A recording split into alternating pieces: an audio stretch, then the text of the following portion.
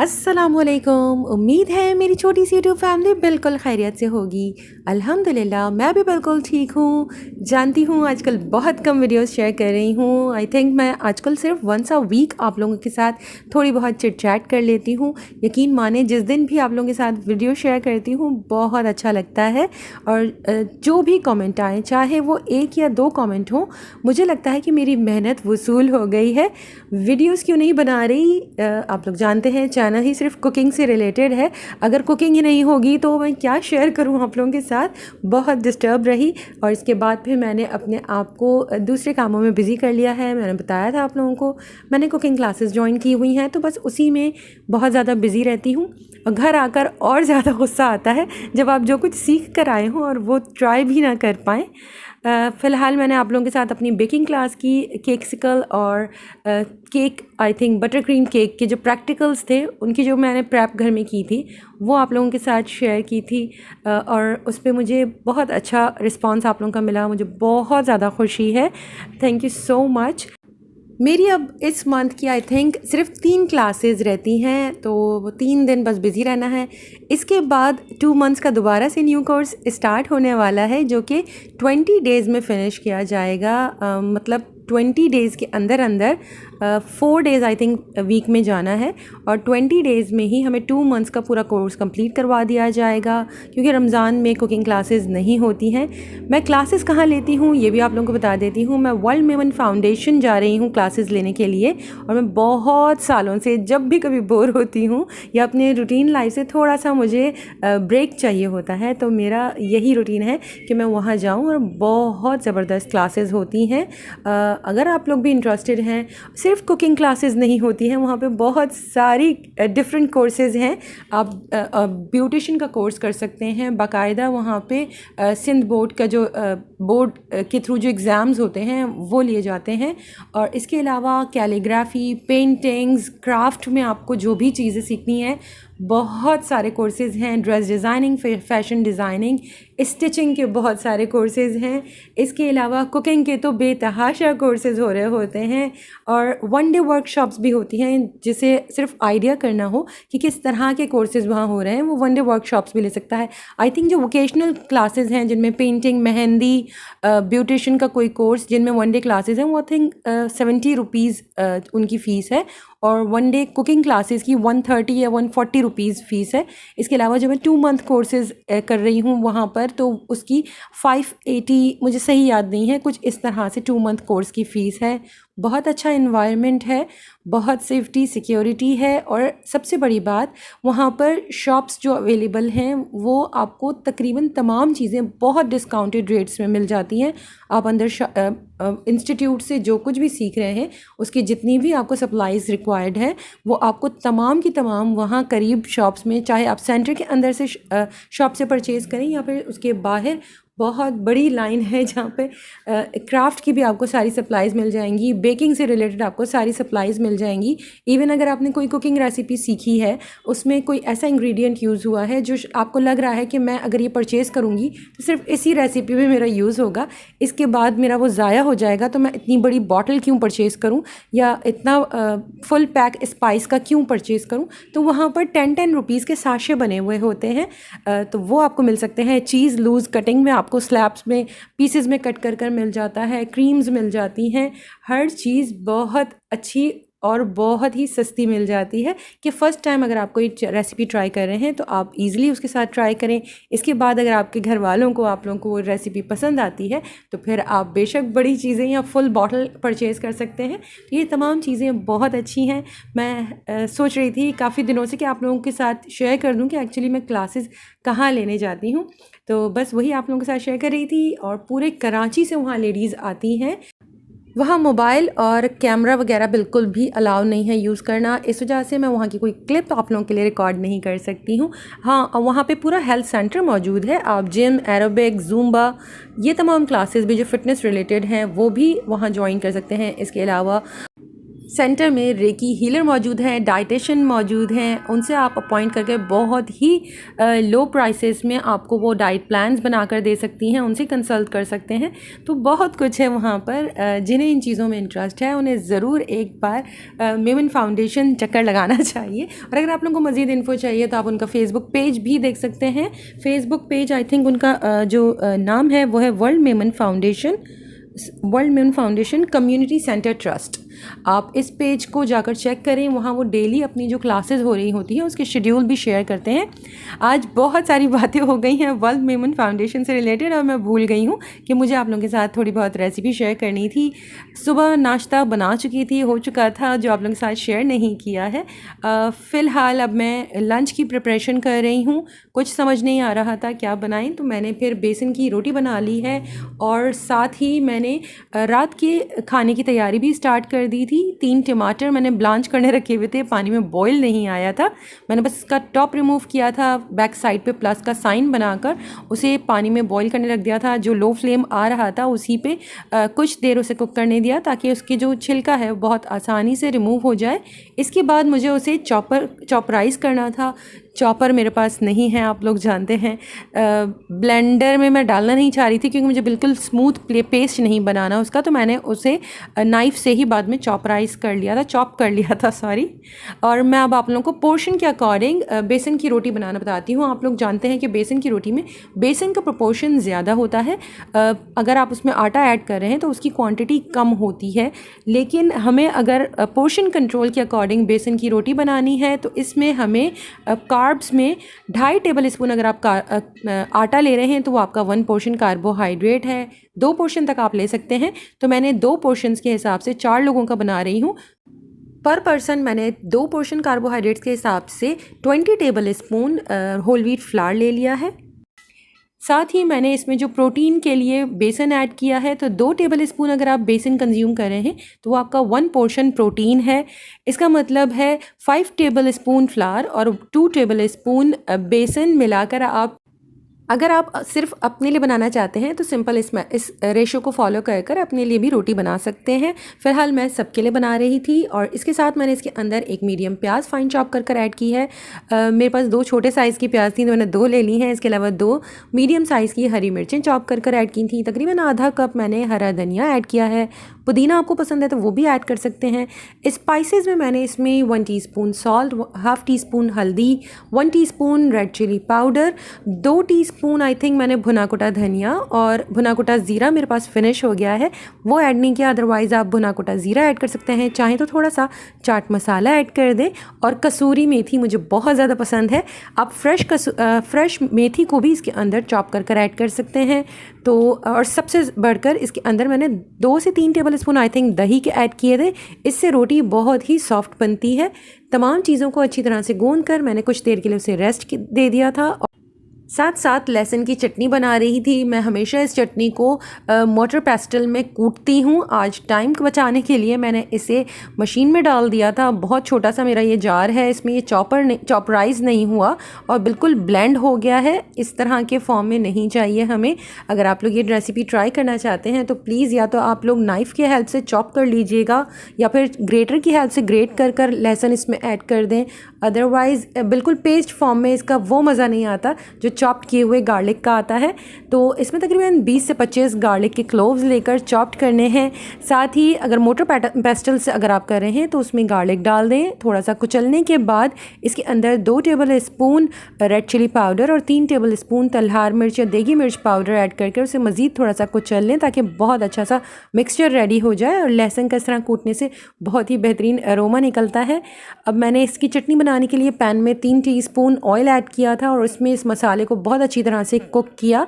जब oil separate होने लगा था तब मैंने इसके अंदर एक अलहदा प्याले में 2 टेबल स्पून दही के साथ आधा कप तकरीबन पानी ऐड कर उसे मिक्स किया हुआ था ताकि स्मूथ हो जाए, और वो ऐड कर दिया और उसके साथ इसकी कुकिंग की है। सबसे लास्ट में इसमें 1 टीस्पून शुगर और 1 टीस्पून सॉल्ट ऐड किया था। दही ऐड करने की वजह से इसमें बहुत ही अच्छा सा एक फ्लेवर आता है, इसकी अरोमा बेहतरीन हो जाता है और एक खटास सी आ जाती है इस चटनी में जो बहुत मज़े की लगती है। इसे बस इतनी देर को किया था कि इसका ऑयल सेपरेट होना स्टार्ट हो जाए।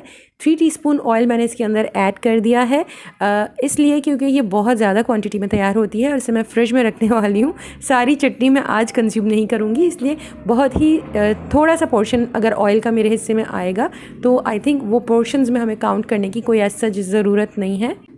चटनी रेडी हो गई थी, कुछ देर रूम टेम्परेचर पर छोड़कर मैंने इसे बॉटल में भर दिया है और अब मैं पराठे या रोटी जो भी आप बनाना चाहें बना सकते हैं। इससे मैं बेल रही थी, 4 इक्वल पोर्शंस में मैंने डो को डिवाइड कर लिया था और अब गैस बिल्कुल भी नहीं आ रही, जो सुबह से स्लो आ रही थी वो भी जा चुकी है। तो वही मैंने अपना हॉट प्लेट निकाल लिया है और उस पर बना रही हूँ और इस पर बिल्कुल भी रोटी या चपाती पराठे कुछ भी परफेक्ट नहीं बनते क्योंकि इसकी हीट बहुत कम है।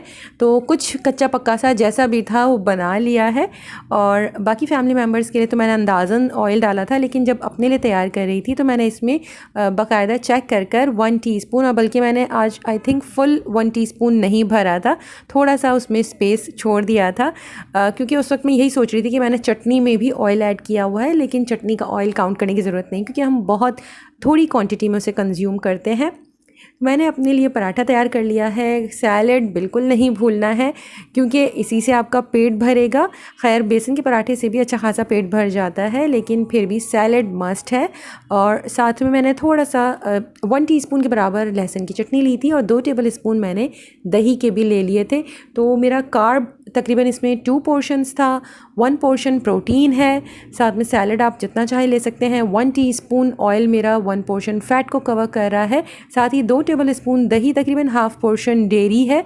तो ये मेरा बेहतरीन सा लंच था आज का।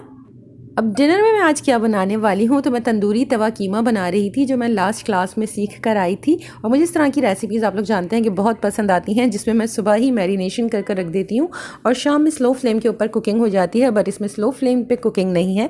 फर्दर प्रोसेस जो मुझे मैरिनेशन के बाद करना है उसमें थोड़ा सा फ्लेम की ज़रूरत है। और मैं बहुत ज़्यादा खुश हूँ कि शाम में गैस प्रॉपर तरीके से आ रही थी और मैंने बहुत अच्छे तरीके से तमाम कुकिंग कंप्लीट कर ली है। मैंने सुबह कीमे को किस तरह से मैरिनेट किया था, मैंने आधा किलो कीमा लिया था, उसमें 1 टेबल स्पून फ्रेश क्रश करके गार्लिक ऐड किया था, 1 टेबल स्पून फ्रेशली क्रश्ड अदरक ऐड किया था। इसके अलावा 2 टेबल स्पून शान का तंदूरी मसाला ऐड किया और 3/4 कप तक दही ऐड करने के बाद तमाम चीज़ों को बहुत अच्छी तरह से मिक्स कर मैंने इसे फ्रिज में रख दिया था। शाम में कुकिंग के लिए तवे के ऊपर मैंने 5 टीस्पून ऑयल ऐड किया है, हमेशा की तरह, क्योंकि मैं 5 पोर्शंस के हिसाब से खाना बनाती हूँ। लेकिन ये भी बता दूँ कि ये जो कीमा मैंने बनाया था ये तकरीबन हमने 2 टाइम कंज्यूम किया है, तो तकरीबन 8 टीस्पून तक ऑयल इसमें जा सकता था। तो 5 टीस्पून ऑयल डालने के बाद इसमें जो मैंने ब्लांच करके टोमेटोज़ को चॉप किया हुआ था वो ऐड किया। उसे 2 से 3 मिनट तक आप तेज़ आंच के ऊपर कुक कर लें।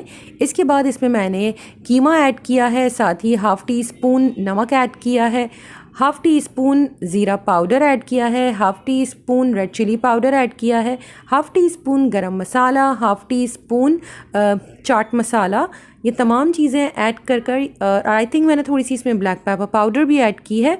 तमाम चीज़ें डालकर तेज़ आंच के ऊपर इसकी कुकिंग करनी है, लेकिन इसके लिए तवा बड़ा साइज़ का हो तो बेहतर है, क्योंकि कीमा अपना पानी रिलीज़ करेगा, दही अपना पानी रिलीज़ करेगा, टमाटर में भी मॉइस्चर मौजूद है, तो तमाम चीज़ें इतना ज़्यादा लिक्विडिफाई हो जाती हैं कि तवे से ओवरफ्लो होना स्टार्ट हो रही थी और मुझे बहुत प्रॉब्लम हो रही थी इसे कुक करने में, क्योंकि मेरा तवा इतने बड़े साइज़ का नहीं है, साइड्स उसकी थोड़ी सी ऊँची हैं, इसके बावजूद उसमें से पानी निकल रहा था बाहर। लिड लगाकर मैंने उसे कवर करने के लिए छोड़ दिया था। और ये शाम की चाय का वक्त है, मैं साथ साथ चाय अपनी कंज्यूम कर रही हूँ। और चाय में हमेशा की तरह मेरा हाफ़ पोर्शन डेयरी का है और 1 टीस्पून शुगर मैं ऐड करती हूँ एज़ ट्रीट, जो कि 16 कैलोरीज़ के बराबर है। कीमा कुक हो रहा था, लेकिन मुझे बहुत ज़्यादा ध्यान रखना पड़ रहा था कि कहीं पानी उसका किनारों से बाहर ना निकले, इसलिए जब मैंने लिड लगा कर रखी हुई थी तो वो ओवरफ्लो हो रहा था, तो मैंने बाद में लिड थोड़ी सी स्लाइटली टिल्ट कर रखी हुई थी ताकि उस एयर को भी स्केप करने का मौका मिलता रहे और ज़्यादा पानी बाहर ना निकले। अब इसे स्लो फ्लेम के ऊपर इतनी देर करना है कि कीमा बहुत अच्छी तरह से गल जाए। जब ऑलमोस्ट तमाम मॉइस्चर ड्राई हो जाएगा तब अगर आप अपने लिए अपना पोर्शन अलहदा निकालना चाहती हैं तो निकाल लीजिए। इस स्टेज पर अगर आप ऐड करना चाहती हैं तो 2 टेबल स्पून के बराबर इसमें बटर ऐड करें और इसकी 1-2 मिनट तक अच्छी तरह से भुनाई कर लीजिए। और इसके बाद मैंने इसमें तकरीबन 2 से 3 टेबल स्पून हरा धनिया ऐड किया है, 2 हरी मिर्चें फाइन चॉप कर ऐड की हुई हैं या स्लाइस कर ऐड कर दीजिए। अगर अदरक पसंद करते हैं तो जूलियन कट करके अदरक भी ऐड करें। तमाम चीज़ों को अच्छी तरह से मिक्स करने के बाद इसे कवर कर बस 2 मिनट के लिए दम की आंच पर छोड़ना है। और यस, इसके अंदर मैंने 1 टेबल स्पून तक 1 टेबल स्पून नहीं 1 लेमन इसमें मैंने स्क्वीज़ कर दिया था। तो अगर आपको खट्टा पसंद है तो फिर आप ऐड कीजिएगा, अदरवाइज़ आप ओमिट कर दीजिएगा क्योंकि इसके अंदर दही और टमाटर भी मौजूद है। अल्हम्दुलिल्लाह बहुत ही आराम से आज डिनर रेडी हो गया था। फ्लेम अब तक इतनी हाई थी कि मुझे अब बेचैनी हो रही थी कि मुझे और भी कुछ कुक करना है। तो घर में काफ़ी दिनों से गाजर के हलवे का शान का पैक पड़ा हुआ था जो मैंने पहले कभी ट्राई नहीं किया। मुझे नहीं मालूम उसे कैसे बनाते हैं, उसका फ्लेवर कैसा है, लेकिन वो मैं ट्राई नहीं कर पा रही थी गैस की वजह से। और आज जब गैस का इतना अच्छा फ्लो आ रहा है तो मैंने फ़ौरन से पैकेट निकाल लिया है। गाजर मैंने पील कर कद्दूकश कर लिए हैं। इस पैकेट के अकॉर्डिंग इसमें आधा किलो गाजर की ज़रूरत है, तो मैंने आधा किलो गाजर चेक कर वेइंग स्केल पर और मैंने कद्दूकश कर लिए हैं। पैन में आधा किलो गाजर डालने के बाद अकॉर्डिंग टू पैकेट इसमें 1 कप शुगर ऐड करनी है। इतनी ज़्यादा चीनी मैं ऐड नहीं कर सकती थी तो मैंने हाफ़ कप चीनी इसके अंदर ऐड की है। आपको मैं पैक खोल कर भी दिखा रही हूँ। इसके अंदर आई थिंक थोड़ी बहुत नट्स हैं और ज़्यादा मिल्क पाउडर इसके अंदर बस मौजूद है। शुगर मैंने ऐड कर दी है और अब इसे इतनी देर कुक करना है कि चीनी घुल जाएगी और इसका जो मॉइस्चर रिलीज़ होगा वो तमाम का तमाम ड्राई होने लगेगा। इसके बाद इसके अंदर अकॉर्डिंग टू पैक 1 कप तक घी ऐड करना है। अगर आप ऐड करना चाहते हैं तो कर सकते हैं, लेकिन मैंने यहाँ पर सिर्फ 4 टीस्पून घी का ऐड किया था। पहले मैंने सिर्फ 3 टीस्पून घी ऐड किया और मुझे लग रहा था कि नहीं, थोड़ा बहुत रिच होना चाहिए। जब आप इस तरह की चीज़ें बनाते हैं तब वहाँ आपको घी और ऑयल की कमी थोड़ी सी फील होती है, लेकिन जब आप थोड़ा सा यूज़ टू होना स्टार्ट हो जाएंगे तब आपको आहिस्ता आहिस्ता ये चीज़ें इतना ज़्यादा फील नहीं होंगी। घी के साथ इसकी कुछ देर तक भुनाई करने के बाद जो शान का गाजर का हलवा मिक्स पैक के अंदर जो मौजूद है वो ऐड करना है और इसे बस 2-3 मिनट तक अच्छी तरह से मिक्स करते हुए कुक करना है। और मज़ेदार सा और बहुत झटपट सा गाजर का हलवा बिल्कुल रेडी हो गया था। मैंने लेटर ऑन अपने लिए पोर्शन अलहदा निकाल लिया था और बाकी का जो पोर्शन है उसके अंदर मैंने मज़ीद थोड़ा सा घी ऐड कर दिया था ताकि हस्बैंड को थोड़ा सा गाजर, अब जब सीज़न बिल्कुल ख़त्म हो रहा है तो उसके जाते जाते कम से कम एक बार इस सीज़न में कुछ बेहतर हलवा खिला दूँ, तो इसलिए मैंने लेफ़्ट ओवर जो पोर्शन था उसके अंदर मज़ीद कुछ घी ऐड किया था। आप भी इसी तरह से अपना पोर्शन अलहदा करने के बाद अपनी फैमिली मेम्बर के टेस्ट के अकॉर्डिंग उसके अंदर फ़ैट ऐड कर सकते हैं। मैंने थोड़े से नट्स भी इसमें ऐड कर दिए थे, बादाम और पिस्ता फाइन चॉप कर इसमें ऐड कर दिया था। तो ये बहुत ही क्विक रेसिपी, बहुत क्विक है, बहुत जल्दी तैयार हो गया था। लेकिन अगर आप इसमें घी और शुगर मुझे लग रहा था कि बिल्कुल फ़ाइन थी, हाफ़ कप, इससे ज़्यादा की ज़रूरत नहीं थी।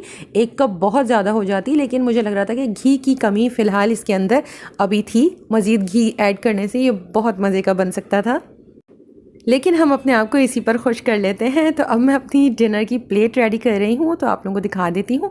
मैंने थोड़ा सा कीमा ले लिया है, इसमें मेरा 1 टीस्पून ऑयल ही आया होगा, बल्कि 1 भी नहीं, आई थिंक इसमें आज मेरा सिर्फ हाफ़ टीस्पून ऑयल आया होगा। तो कीमा तकरीबन पाम साइज़ का मैंने लिया है, किचन स्केल पर चेक नहीं किया इसका वेट। आप तकरीबन 90 ग्राम तक मीट कंज्यूम कर सकते हैं 1 पोर्शन प्रोटीन में। साथ ही मैंने सैलड ले लिया है, 2 से 3 टेबल स्पून दही ली है जो हाफ़ पोर्शन डेयरी को कवर कर रही है। इसके अलावा जो मैं होल व्हीट फ्लावर की चपाती लेती हूँ वो 70 ग्राम्स की है, जो ऑलमोस्ट मैं इसे तकरीबन 2 पोर्शन कार्ब्स में ही कंज्यूम काउंट करती हूँ, अदरवाइज़ ये 1.5 पोर्शन कार्ब्स बनती है। साथ ही मैंने 2 टेबल स्पून जो गाजर का हलवा अपने लिए अलहदा निकाल कर रखा हुआ था वो भी ले लिया है। तो मज़ेदार से डिनर आज रेडी है। अल्हम्दुलिल्लाह पोर्शन कंट्रोल डाइट बहुत इजी है, लेकिन मैं 2-3 महीने बिल्कुल ऑफ ट्रैक रही हूँ। अब कोशिश कर रही हूँ दोबारा से ट्रैक पर आने की, इसलिए थोड़ा थोड़ा आप लोगों के साथ शेयर कर रही हूँ। प्रॉपर जो मैं लास्ट ईयर आप लोगों के साथ अपना वेट चेक कर शेयर किया करती थी, इंशाल्लाह उस पर भी हम आएंगे जब मुझे लगने लगेगा कि अब मैं दोबारा से ट्रैक पर आ गई हूँ और सही तरीके से पोर्शंस को फॉलो कर रही हूँ। तो दोबारा से प्रॉपर तरीके से अपना फुल डे रूटीन आप लोगों के साथ शेयर करूँगी और अपना वेट भी चेक कर बताऊंगी कि फिर इस बार मुझे इससे कुछ फ़र्क पड़ा या नहीं।